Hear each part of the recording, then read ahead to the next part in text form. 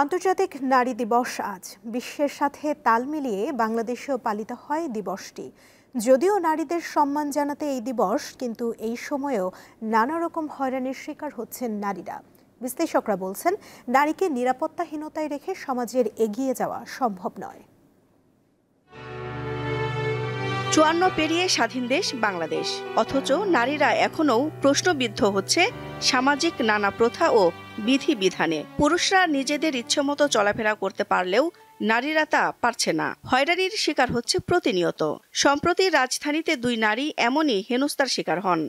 Side থেকে অনেক কথাবার্তা বলে, কিন্তু তাদের তো রাইটস নাই এটা বলার জন্য, কারণ আমার নিজস্ব ফ্যামিলি আছে। দেন আমরা এখন অ্যাডাল্ট, তো আমাদের নিজেদেরও তো নিজেদের ভালো বোঝাটা অনেক আছে।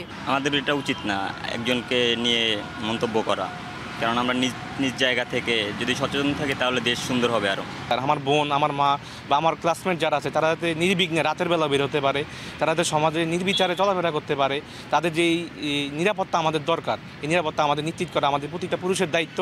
এসব ঘটনা আসলে কি বার্তা দিচ্ছে? বিশ্লেষকরা বলছেন, নারীর প্রতি দৃষ্টিভঙ্গি উন্নত করতে হবে, পাশাপাশি হেনস্থাকারীদের বিচার না করলে আরও বেপরোয়া হয়ে উঠবে। একটা খুব কড়া একটা মেসেজ তাদের দিতে হবে যে এই সমস্ত ব্যবহার কোনো মতে আমাদের সমাজে, আমাদের দেশে এটা গ্রহণযোগ্য না, এটা সহ্য করা যাবে না, এবং এটার একটা প্রতিকার আছে, শাস্তি আছে। নারী হিসেবে নয়, দেশের একজন নাগরিক হিসেবে নারীকে গণ্য করার কথা বলেন এ সমাজবিজ্ঞানী।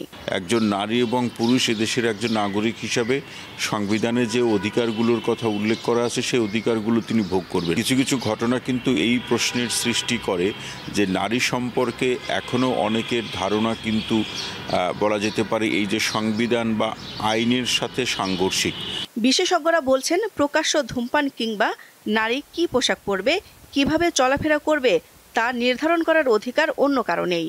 একজন নারী যদি তার এই প্রচলিত আইনের বাইরে বা সমাজের রীতির বাইরে কোনো ধরনের কাজ করে থাকে, সেটি দেখার জন্য তো আইন শৃঙ্খলা বাহিনী আছে, আইন আছে, তারা সেটি দেখবে। আমাকে অনেক নারীরা বলে যে তারা বাড়ি থেকে বেরোতে ভয় পায়, তারা স্বাচ্ছন্দ্য বোধ করে না।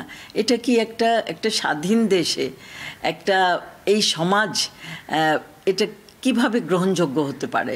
২০২৫ সালের নারী দিবসের প্রতিপাদ্য নির্ধারণ করা হয়েছে অধিকার, সমতা, ক্ষমতায়ন, নারী ও কন্যার উন্নয়ন। দিলশা দানি, দীপ্ত সংবাদ, ঢাকা।